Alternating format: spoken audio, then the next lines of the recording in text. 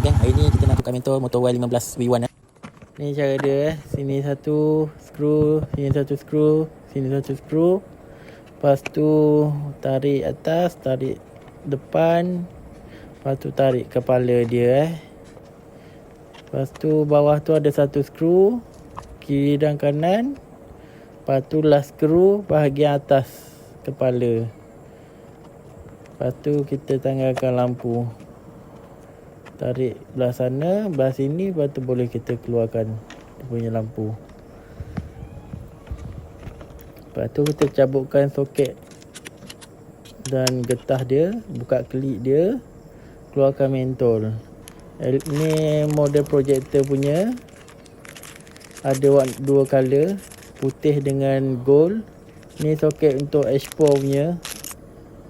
Kita tukar bracket yang asal kepada bracket H4. Ni proses untuk kita keluarkan bracket yang asal dan kita masuk bracket untuk H4 punya. Ni untuk adjust sengit. Kalau dia sengit, kita boleh adjust kat situ. Kalau cahaya dia sengit. Lepas tu getah kena pasang balik. Lepas tu kita boleh dia sediakan tape untuk kita lekatkan dia punya adapter.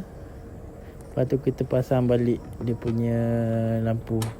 Sebelum pasang kita test dulu hidup ke tak hidup. Tengok macam mana. Dah hidup baru kita pasang balik dia punya kepala.